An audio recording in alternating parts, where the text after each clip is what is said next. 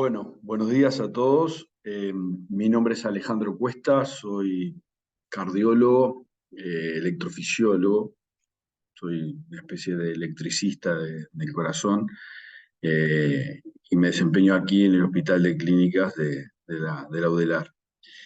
Esta clase está dirigida a médicos recién recibidos, eh, pregrados, en la preparación de la prueba única para residencia. Espero dar un poquito con el nivel, no pasarme ni quedarme corto, ustedes lo dirán. Y bueno, por fuera de ella me encuentro disponible todas las mañanas en el Hospital de Clínicas. Así que sin mucho más preámbulo, seguimos. Muchas gracias a los coordinadores, a los organizadores de este curso previa a la prueba, por invitarme a participar. ¿Ah? Bien. Le decía que me dedicaba a la electrofisiología, y bueno, el corazón es un músculo, como todo músculo, y ustedes ya lo saben, se inerva con electricidad. La particularidad en que vamos a ir ahondando es que ese músculo tiene este, la capacidad de autoestimularse a través de estructuras, ya las conocen, fundamentalmente el nódulo sinusal, y un sistema de cableado que transcurre por el corazón. Ese marcapaso con el que todos nacemos es el nódulo sinusal, está ubicado a la desembocadura de la cava superior, cuando se une con la aurícula y a la altura de la cresta terminal, es bien alto, es una estructura epicárdica, o sea, más cerca del epicardio que el endocardio, está irrigada eh, la mayoría de las veces por una rama de la coronaria derecha, a veces por una rama de la circunfleja, y tiene, digamos, desde el punto de vista anatómico, una estructura difícil de definir, no hay un tejido conectivo que lo diferencie estrictamente, sino que hay como zonas de transición celular, más o menos sabemos su ubicación, pero desde el punto de vista invasivo nosotros podemos localizarlo y podemos medir su actividad, y muchos de los conocimientos que aquí hablamos se infieren por el electrocardiograma, pero bueno, surgen de ese estudio, digamos, más fino, invasivo, con catéteres y demás, ¿no? Pero bueno, existe esa estructura que espero que estén viendo mi señalador, que es el nódulo sinusal. Luego hay algunas áreas preferenciales en que ese estímulo transcurre dentro de la aurícula. No son cables propiamente dichos, son áreas preferenciales, no se definen anatómicamente tampoco, hasta que llega el nodo auriculoventricular, que eso también ubicado en el vértice del triángulo de Koch, del cual sale un primer tronco, que es el haz de His, y luego se dividen en sus ramas, la rama derecha, la rama izquierda y la ramificación luego al final para todo el sistema His-Purkinje. La electrofisiología cardíaca atiende varios aspectos de la fisiología de las personas, atiende las bradicardias, las estudiamos, las tratamos, las taquicardias, lo mismo, y algunas entidades nosológicas precisas como el síncope, la muerte súbita, y lo último en incorporar históricamente ha sido todo lo que son las terapias de resincronización en el contexto de pacientes con insuficiencia cardíaca. Estas son las 4 áreas, digamos, en las que trabaja la electrofisiología. Hoy vamos a hablar casi en exclusividad sobre las bradicardias. Para hablar de las bradicardias tengo que presuponer que sabemos qué es una bradicardia, o sea, una frecuencia cardíaca lenta. Lenta lo podemos medir por el pulso, lo podemos medir más precisamente por la actividad eléctrica que se registra habitualmente en el electrocardiograma. Para aseverarla tenemos que primero fijarnos que desde el punto de vista técnico el electrocardiograma se ha hecho de la forma habitual, esto es con una ganancia de 1 centímetro por milivolt y una velocidad del papel de 25 milímetros por segundo. Hay que estar un poquito atento a esto porque a veces los aparatos de forma automática cambian, o el colega el técnico neumocardiólogo que antes lo usó, cambió la calibración. Hay que fijarse eso antes de aseverar la frecuencia, ¿no? De forma clásica se dice que la frecuencia normal es entre 60 y 100, eso hay que relativizarlo bastante. dependiendo de la edad, dependiendo de la actividad que desarrolla la persona. Uno tiende a ir, el primer mes de vida, la frecuencia cardíaca va aumentando, y luego del primer mes de vida la frecuencia va disminuyendo, hasta la edad adulta, hasta el adulto mayor. Esa frecuencia regulada fundamentalmente por sistema nervioso autónomo. Y, como decía, también depende del nivel de actividad. Hay una persona que hace mucho ejercicio, como deportista, tiene un tono autonómico alto, va a tener frecuencias cardíacas menores. De hecho, 60 en realidad es la frecuencia cardíaca media que podemos encontrar en un holter en un deportista. Para el cálculo de la frecuencia, algo que, disculpen si estoy subestimando el conocimiento, pero bueno, normalmente, como esto está en milisegundos, podemos inferirlo a través de la medida directa, o si no, la forma clásica es esta que estamos esquematizando acá, sabiendo que cada cuadrado grande son 200 milisegundos, o sea, 0,2 segundos. Cuando un corazón late a 60, la distancia entre el RR es 1 segundo, por eso es 60 por segundo, 60 segundos. Entonces, con 5 cuadraditos que tengamos, tenemos 1 segundo, 60 ciclos por minuto, y de ahí surge esta regla de 3, que es dividir 300 entre el número de cuadraditos grandes que tiene el papel, de vuelta realizado a 25 milímetros por segundo, y más o menos ahí tenemos el rango de frecuencia en que nos moveríamos. Estaríamos hablando de bradicardia en principio cuando están con frecuencias menores de 60. Las bradicardias, las frecuencias lentas, y en realidad esto es aplicable a todas las arritmias, pueden ser causadas por anormalidades en la generación del impulso, o sea, cuando nosotros partimos desde el vamos, desde el nódulo sinusal, que funcione mal y genere impulsos con una frecuencia menor, o por alteraciones de la conducción, o sea que ese impulso sale, pero en algún lado se bloquea, y eso lo vamos a ver. Ustedes saben que el corazón, el tejido, se divide en el miocardio inespecífico y el miocardio específico. El miocardio específico es el que tiene esa capacidad de depolarización automática, esa fase 4, esa capacidad de depolarizarse por sí mismo. Y la frecuencia con que lo hace varía de lo más alto, del nódulo sinusal, pasando por el tejido auricular, el nodo auriculoventricular, el haz de His y el sistema His por 15. A medida que vamos descendiendo en este árbol, vamos teniendo frecuencias cada vez menores, y por eso que es lógico, por ejemplo, que si alguna enfermedad afecta exclusivamente el nódulo sinusal, el siguiente estructura en tomar el comando del corazón sea el nodo auriculoventricular. Esto surge de las propiedades eléctricas específicas del miocardio específico, valga la redundancia. Nosotros, ahora ya hablando de lleno, las anormalidades de generación del impulso, tiene esa depolarización automática, esa fase 4 de la que nosotros hablamos, que tiene 3 propiedades. Una es, digamos, el umbral de que se parte, que es el umbral de reposo, serían las flechitas verdes. Tiene una pendiente determinada de ascenso de esa depolarización automática, dependiente fundamentalmente de la corriente Fanny, y hasta que llega a un punto que es el umbral de depolarización, que, digamos, rápidamente hay un aumento de la conductancia. Esto es dependiente fundamentalmente del calcio, y se genera el potencial de acción, que luego se va transmitiendo a través de, fundamentalmente, las uniones GAP. Nosotros podemos aumentar o disminuir la frecuencia actuando en estas 3 variables.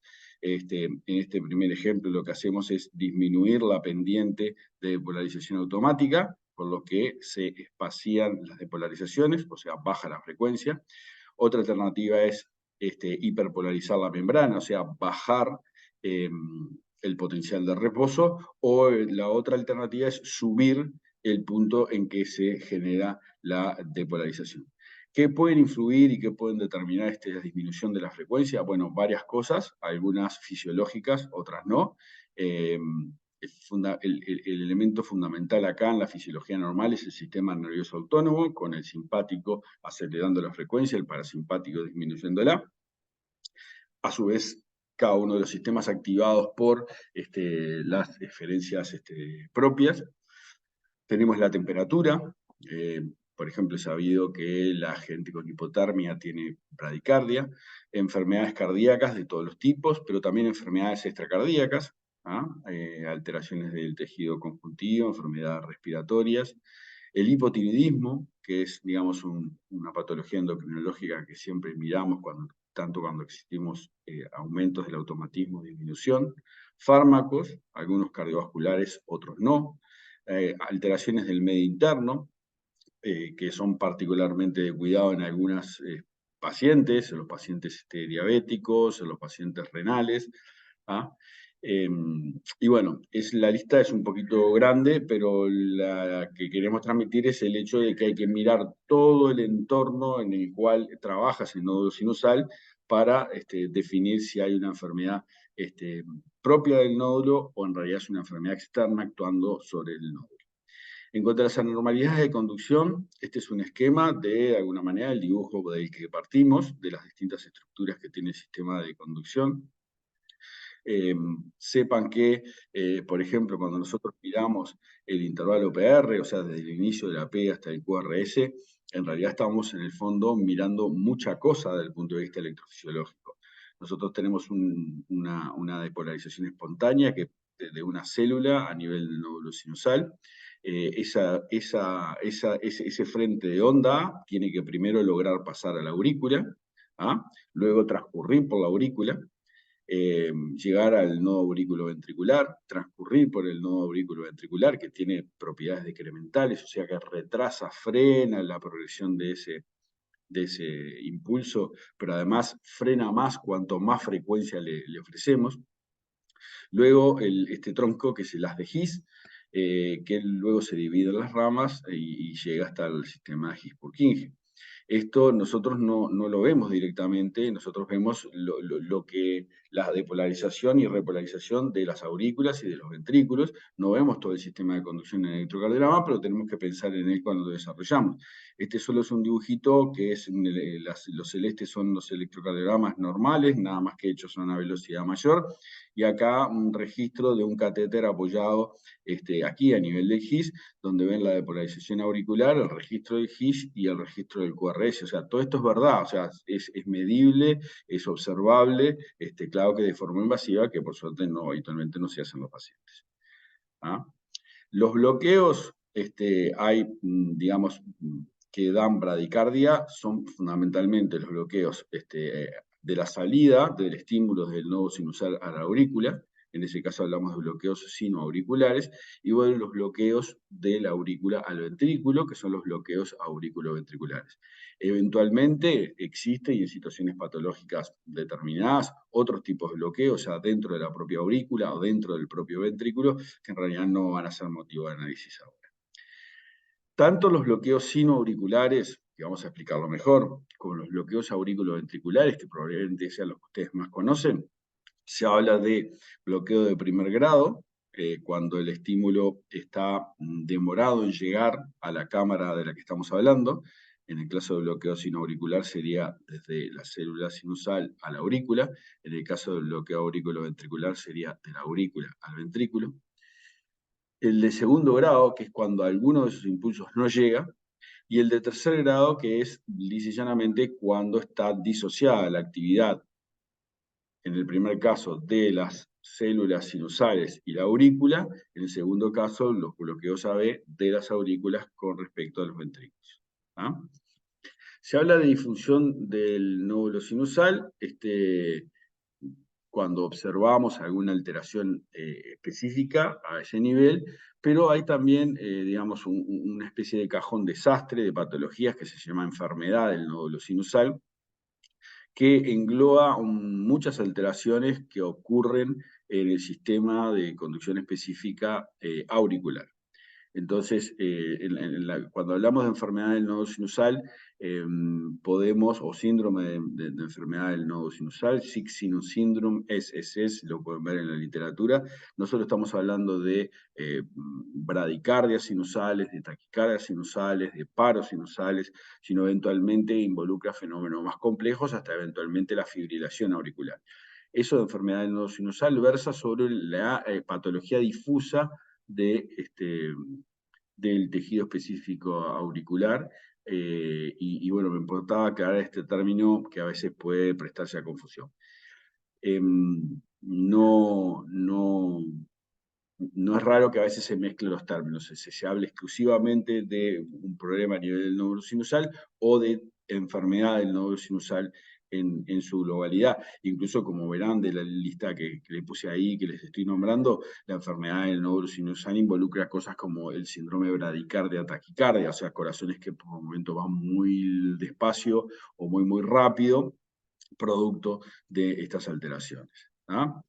Esa disfunción del nódulo sinusal, y ahora estamos hablando específicamente de la estructura, puede estar alterada por causas extrínsecas o intrínsecas.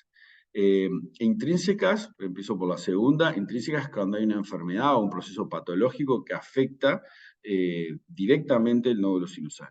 Y esto, digamos, en general, o la enorme mayoría, son, digamos, enfermedades del corazón y suelen estar afectando otras estructuras del corazón, aunque a veces no. Hay alguna enfermedad degenerativa de origen genético que puede dar alteraciones del nódulo sinusal o del nodo auriculoventricular, y que en realidad es un proceso que ocurre solo a ese nivel. Pero en general la mayoría son la cardiopatía isquémica, la fibrosis que viene de la cardiopatía hipertensiva, enfermedades infecciosas, miocarditis, miocardiopatía dilatada, bueno, en fin, un listado es grande. Y luego están las enfermedades extrínsecas, que también son muy diversas, muy amplio, desde causas eventualmente iatrogénicas, como el uso excesivo de algunas drogas con otras indicaciones, problemas del medio interno, y otras que ya les mencionamos ahí al principio cuando hablábamos de la función sinusal.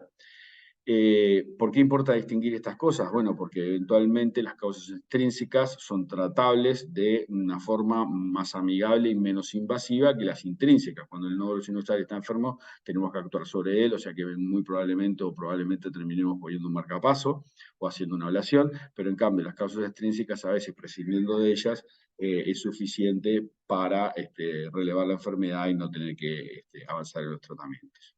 ¿Ah? Hablamos de pausa sinusal en el fenómeno tan sencillo de que vemos un intervalo, un gap, en el que no hay depolarización auricular, que no hay onda P, hay una falla transitoria puede ser de la llegada del estímulo a la aurícula o puede ser de la generación de ese estímulo. En realidad, ciencia cierta no lo sabemos. Y hablamos de pausa, obviamente no hay pulso en ese momento, y eventualmente, si la pausa se prolonga, pueden, como ya mencionamos, aparecer lo que se llaman latidos de escape. Los latidos de escape no es ni más ni menos que son los distintos niveles del sistema de conducción asumiendo el comando cuando el nódulo sinusal se puso a descansar por alguna razón. El diagnóstico preciso de por qué se está ocurriendo la pausa viene después. O sea, primero viene la observación de que vemos esa pausa y después vemos por qué ocurre esa pausa.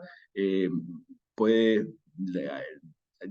ser por diversas causas que vamos a un poco desarrollar.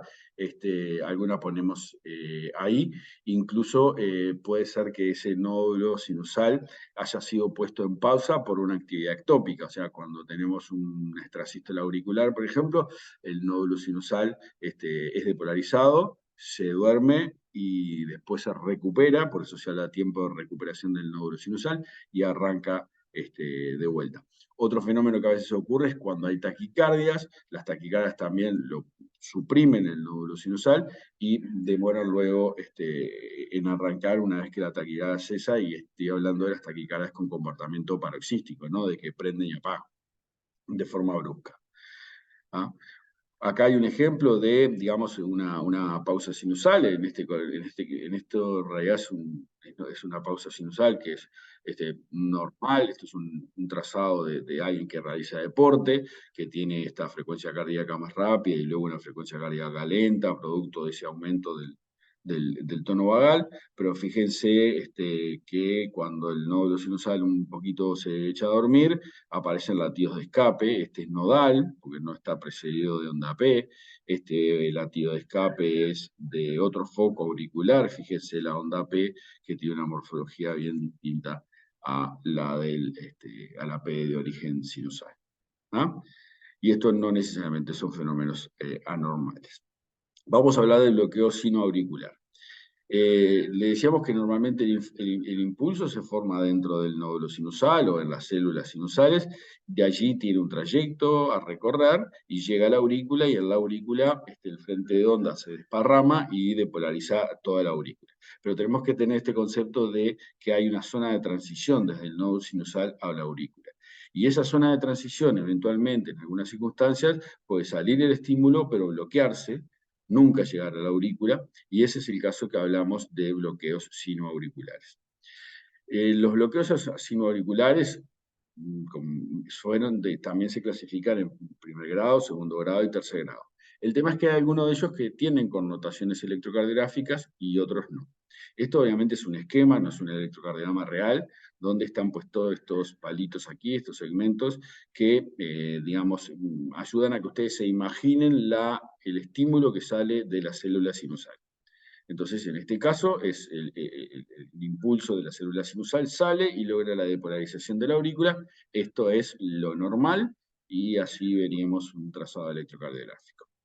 En el bloqueo sinoauricular de primer grado, esto se retarda, pero finalmente llega. O sea, hay un espacio largo entre el origen de la depolarización automática sinusal hasta que se genera la onda P. Pero de todas maneras la P se genera siempre, entonces si nosotros no vemos estos palitos, que en realidad no los vemos en el electrocardiograma de superficie, para nosotros esto sería absolutamente indistinguible este trazado de este trazado. ¿Ah? Bien, en los bloqueos sinoauriculares de segundo grado falta la llegada de ese impulso a la aurícula en algunas oportunidades. Entonces vemos trazados de estos dos tipos, A y B. En el primero está el lóbulo sinusal, viene la P, hay una depolarización que no llega, la siguiente llega, la siguiente no llega, la siguiente llega, bien. Entonces nosotros vemos la irregularidad y tenemos que chequear a ver si, digamos, entre una onda P y una onda P, y esta segunda onda P, tenemos exactamente el doble de intervalo que cuando aparece a la frecuencia mayor. Si nosotros encontramos que el intervalo es el doble, este PP, ahora vamos a ver trazados, pero este PP es el doble que el PP basal, entonces podemos inferir o podemos suponer que hay un bloqueo sinoauricular, y en este caso es un bloqueo sinoauricular, digamos, de tipo 2, o sea, Movitz 2, e incluso en esta zona es 2 para 1, o sea, cada 2 depolarizaciones automáticas sinusales se logra una onda P. Esto sí es diagnosticable en el electrocardiograma si nosotros, digamos, tomamos la precaución de medirlo. Bien, acá hay otro ejemplo en que falta uno solo. Esto es aún más fácil de distinguir que un bloqueo cuando es 2-1. El bloqueo de sinoauricular de segundo grado Movitz 1, o que es Benkebach, también eventualmente se puede diagnosticar. En estos casos, ¿qué es lo que se ve? Se ve que la falta, un latido, o sea, hay una pausa sinusal, pero con la particularidad o la curiosidad que los PP precedentes se fueron achicando. La razón de esto es el porcentaje de decremento que hay de 1 a 1, pero ustedes, este P a esta P, esta distancia es mayor que esta P a esta P, hasta que falta 1. Y después el siguiente intervalo, PP, es similar a cuando empieza el ciclo de Benkebach. También puede ser diagnosticado en el electrocardiograma de superficie. Y después el bloqueo sinoauricular de tercer grado o bloqueo completo, en realidad es absolutamente indistinguible de un paro sinusal. O sea, cuando nosotros vemos, lo que vemos es que no hay actividad sinusal y hay depolarizaciones de escape que pueden ser, por ejemplo, un ritmo nodal. No hay actividad sinusal. En realidad, nosotros podemos afirmar eso. No hay actividad de polarización auricular a punto de partida del nódulo sinusal.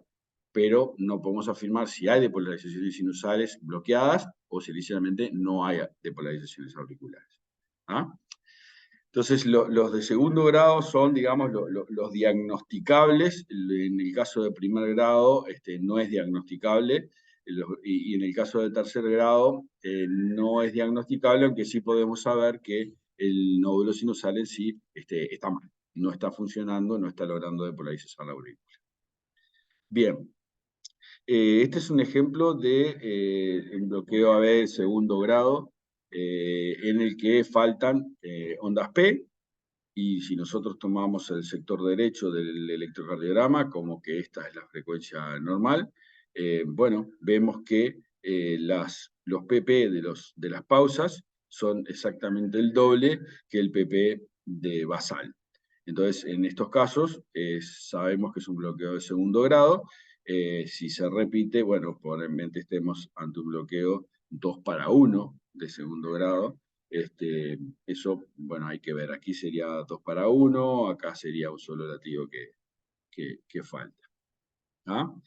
Digamos, este es un ejemplo ya real, pero con medidas. Lo que les mostraba, la distancia PP aquí es de 950 milisegundos, 900, 860, 840, hasta que se produce la pausa. En estos casos es que nosotros tenemos que pensar que hay un bloqueo sinoauricular de segundo grado MOVIS 2 o con fenómeno de Benkios. ¿Ah?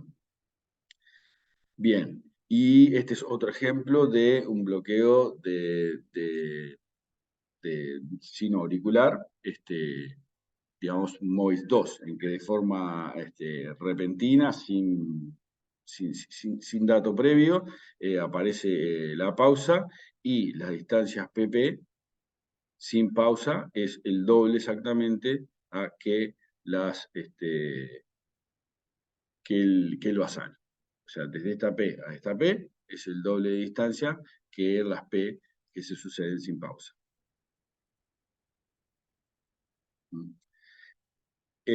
A veces ocurre esto, que son fenómenos paroxísticos, bruscos, en los que, digamos, de un momento para otro, deja de haber ondas P. ¿Ah? Acá primero quizás falta una y luego desaparece la onda P y aparecen estos latidos que son angostos, pero no son precedidos de onda P, que es cuando hablamos de latidos de escape. Tenemos que pensar siempre en estructuras cada vez más distales, cuando la morfología del QRS del escape es exactamente igual que la morfología del QRS cuando hay P conducidas, entonces estamos frente a un escape del nodo auriculoventricular. O sea, desde el nodo hacia abajo se conduce normal y la generación de la conducción en principio estarían normales. Y a veces ocurre que no aparece ningún ritmo de escape, eso es lo grave, porque, bueno, eventualmente puede llevar al síncope o a la muerte del paciente, o a veces esa pausa, por fenómenos que no son motivo ahora de analizar, pero genera la ocurrencia de una desorganización del tejido específico a nivel auricular, y no es raro que luego de pausas aparezcan fenómenos de arritmias rápidas, lo más frecuente es fibrilación auricular, eventualmente otra cosa. Entonces, es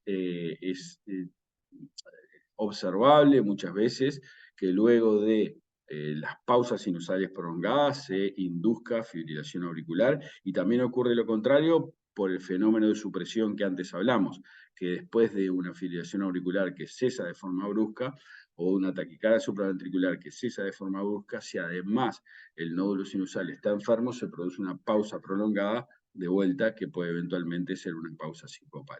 Es un mecanismo de síncope relativamente frecuente, que los pacientes que hacen fibrilación auricular, fibrilación auricular paroxística, cuando termina la fibrilación auricular, demoran despertarse el nódulo sinusal y pierden el conocimiento. Es un mecanismo bastante reconocido y común que en la clínica se observa. En esos casos hablamos de los síndromes Brady-Taki, que cuando son de esta naturaleza integran la enfermedad del nódulo sinusal o el síndrome de enfermedad del nódulo sinusal. Bien, vamos ahora a los bloqueos auriculoventriculares. El bloqueo auriculoventricular de primer grado, que es, bueno, medio exagerado, es cuando hay una prolongación del intervalo entre la P y el QRS. Recuerden que cuando hablamos en el electrocardiograma de intervalo, intervalo involucra siempre una onda y un segmento. O sea que cuando nosotros hablamos de intervalo, PR involucra la onda P y el segmento PR. Si hablamos del segmento PR, es solo la línea isoeléctrica que está entre la onda P y el QRS. Entonces, el bloqueo AB de primer grado con 200 milisegundos alcanza para que ya hablemos de, o sea, 5 cuadraditos, hablemos de bloqueo AB de primer grado. Esto no necesariamente es patológico, por ejemplo, en deportistas que están bien entrenados, es normal encontrarlos y no hay que hacer absolutamente nada al respecto. Hay grados, cuando es mínimamente alargado, preocupa poco. En este paciente que la onda P ya se está metiendo dentro de la onda T, eventualmente puede preocupar, puede ser una causa de insuficiencia mitral, por ejemplo, que haya que trabajar y corregir. Bloqueo AB de segundo grado o MOVITS 1, ocurre ese fenómeno, probablemente ya conocido por ustedes, que a cada onda P se le sucede un QRS, esa distancia de la P al QRS se va alargando, hasta que ocurre una P que se bloquea, no pasa a el ventrículo. Este es el fenómeno exactamente igual que lo que vinimos a hablar de bloqueo sinoauricular, pero ahora quizá más fácil de ver porque vemos tanto el origen, el frente de polarización que se bloquea y la consecuencia. O sea, vemos la aurícula y el ventrículo, ¿no? A veces es difícil de diagnosticar, pero un truco relativamente sencillo es ver que el primer latido que se conduce sea con un PR más corto que el último latido que se conduce. ¿Ah? Porque a veces cuesta un poco distinguirlos de los bloqueos de segundo grado MOVITS 2, pero esto es característico. O sea, además de que los RR se van acercando, pero si ustedes ven que el PR primero que se conduce es más largo que el PR último que se conduce de toda la serie, entonces estamos frente a un MOVITS 1. Los tengo aquí separados porque el bloqueo hablé de primer grado y el de segundo grado, MOVITS 1, en general son fenómenos que ocurren a nivel del nodo AB. Y como ocurren en general a nivel del nodo AB, suelen ser más por causas extrínsecas, no por enfermedad del nodo auriculoventricular. Y lo otro es que son menos graves porque muy probablemente tengan escapes por debajo del nodo. ¿Ah? Entonces son situaciones, no digo que no tengan ninguna connotación patológica, pero son situaciones en las que uno está más tranquilo. Incluso un paciente asintomático que solo tiene bloqueo AB de segundo grado MOVITS 1, habitualmente no tomamos ninguna conducta al respecto, salvo recomendarle que no tome drogas que aumenten ese grado de bloqueo. Ya a partir de aquí, los trastornos de la conducción, tenemos que pensar que son digamos, que están por debajo del nodo AB, a nivel del GIS o infragisianos, se habla normalmente de bloqueos infragisianos, y los bloqueos infragisianos son peligrosos porque cuando ocurre el bloqueo nos dejan expuestos a escapes que sean bajos, y esos escapes bajos son escapes muy lentos o eventualmente escapes que desorganicen la actividad eléctrica del tejido ventricular, y eso es igual a fibrilación ventricular y a muerte. Entonces, por eso hay que distinguir bien lo que son los bloqueos supragisianos e infragisianos. Bloqueo de primer grado, bloqueo AB MOVITS 1, tendemos a pensar, la mayoría de las veces son supragisianos, los que vamos a hablar ahora suelen ser infragisianos. ¿Ah? Entonces, el bloqueo AB de segundo grado MOVITS 2 es cuando, sin variaciones del PP, de forma repentina, falta la conducción de la P al ventrículo. No hay QRS. ¿Ah? El bloqueo AB, que se habla en la cultura popular de bloqueo AB de alto grado, es cuando sin haber secuencia de Benkevac, no vemos ese alargamiento del PR, faltan 2 o más ondas P. ¿Tá? En este caso hay 4, casi que sería un bloqueo completo paroxístico, pero hay más de dos ondas P bloqueadas. Eso ahí hablamos de bloqueo AB de alto grado.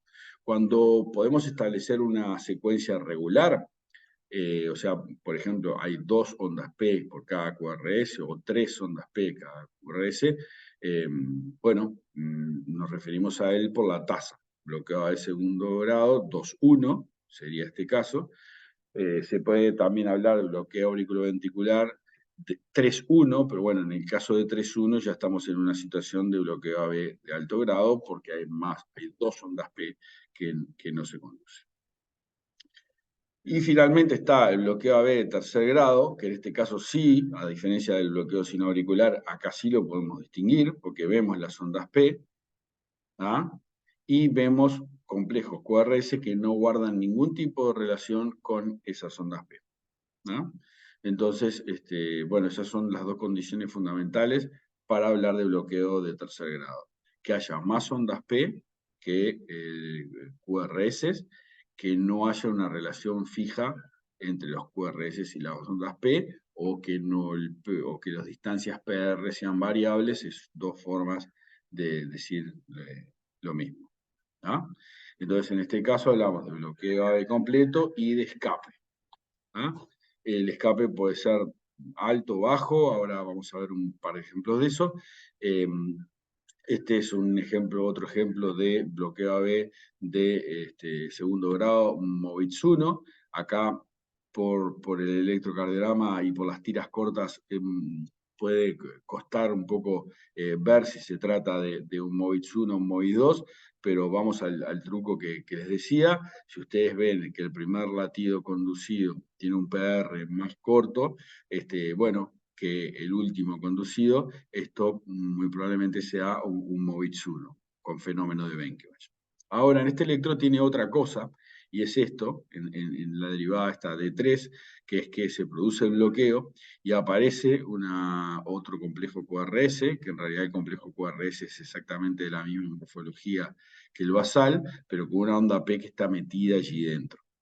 Esto, no hay ningún fenómeno fisiológico que haga que el PR que sea tan corto. Lo que ocurre es que en realidad este latido es un latido de escape del nodo y está coincidiendo, puede ver un poquito antes, un poquito después, con la onda P sinusal. O sea que la descripción de esto sería una secuencia de Benkiewicz, P bloqueada, escape nodal, superpuesto a la onda P sinusal normal. ¿Ah? De repente después pueden mirar este trazado con un poquito más de detenimiento. Bien, este es un ejemplo de un bloqueo auriculoventricular 2,1. Hay una P, otra P, otra P, ¿ah? Y solo cada 2P un intervalo de QRS.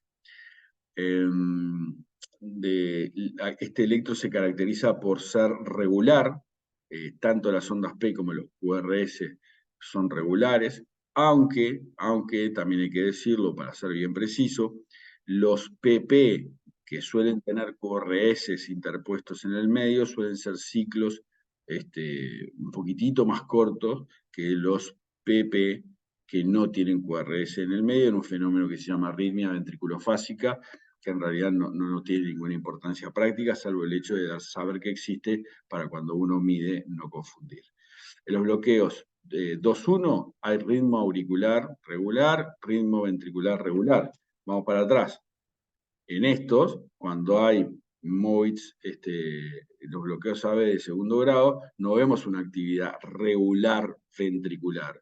¿Por qué? Bueno, porque faltan QRS, ¿no?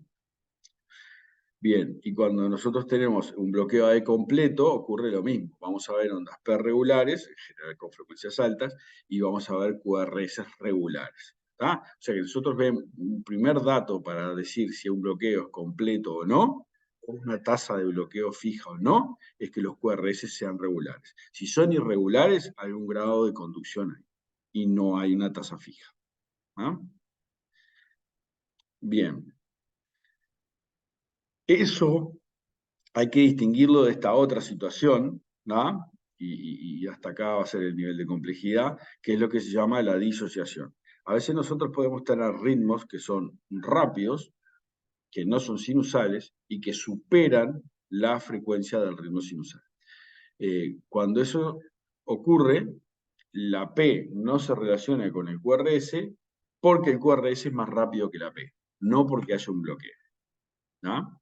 El caso extremo de esto son las taquicardias ventriculares. Cuando nosotros tenemos taquicardia ventricular, va el ventrículo por un lado y si no hay conducción retrógrada, la P latiendo, y justamente uno de los criterios diagnósticos para darse cuenta que es una taquicardia ventricular es la disociación con el ritmo auricular. Bueno, esto es esencialmente el mismo concepto, pero con un ritmo que no sea una taquicardia. Puede ser un ritmo nodal rápido, o un ritmo de una rama, o bueno, o eventualmente alguna otra situación en la que nosotros logramos ver frecuencias regulares rápidas de otro origen que no es sinusal y ondas P que van por allí bailando, ¿tá? Apareciendo sin relación con el QRS. En algunas situaciones puede ocurrir que la P logre conducirse y en ese caso se mete, o sea, tiene capturas que se llama, y ahí puede dar cierta irregularidad del ritmo. Hay que verlo en cada caso y puede ser un poquito complejo diagnosticarlo. ¿Ah? Esto es un electrocardiograma basal, que lo miramos y hay ondas QRS normales, pero la onda P la ven por allí a una frecuencia mayor que el QRS y sin relación fija con el mismo. ¿Ah? Entonces, cumple los criterios de más ondas P, sin relación fija con el QRS, y el QRS está regular. Esto es un bloqueo de completo. ¿Ah? Ahora bien, es un bloqueo de completo, pero tiene un escape que es regular y es angosto. O sea que esto es un escape nodal. ¿Ah? Es un escape que se origina aquí, en el nodo auriculoventricular o un poquito por debajo, y transcurre a partir de allí de forma absolutamente normal por las ramas de derecha, la rama izquierda y el sistema His-Purkinje. Este otro escenario es distinto, ¿ah? Que es lo mismo, el ritmo ventricular es regular, las ondas P son regulares, no hay relación fija entre las P y el QRS, y hay más ondas P que QRS. O sea que este es también un bloqueo de completo, pero este escape, este ritmo de escape, es ancho. ¿Ah? Tiene morfología de bloqueo de rama izquierda, o sea que probablemente se origine en alguna zona del el ventrículo derecho o en la rama derecha y da este QRS más bizarro. ¿Por qué importa eso? Por algo que ya mencionamos. Cuando nosotros tenemos un escape alto, bueno, es un escape más seguro, más estable, más confiable. Cuando nosotros tenemos un escape bajo, ancho, esto es más inseguro, más probabilidad que en cualquier momento nos quedemos sin escape. Tan importante es hacer este diagnóstico que, por ejemplo, en un bloqueo de completo con escape angosto, sin repercusión hemodinámica, va a ser una frecuencia de 40, 45, nos podemos quedar más o menos tranquilos y esperar que venga eventualmente el especialista a resolver la situación. En una puerta de emergencia, con este electrocardiograma, un escape ancho a 25 o 30 por minuto, vamos a tener que tomar medidas de emergencia, como por ejemplo poner un marcapasos transitorio, porque en breve nos podemos quedar sin paciente. Bueno, hasta aquí lo de bradicardias. Espero no haber sido ni muy liviano ni muy pesado. Ustedes lo dirán y como le dijimos, bueno, estamos a las órdenes para cualquier consulta todas las mañanas aquí en el piso 2 del Hospital de Clínicas. Muchas gracias.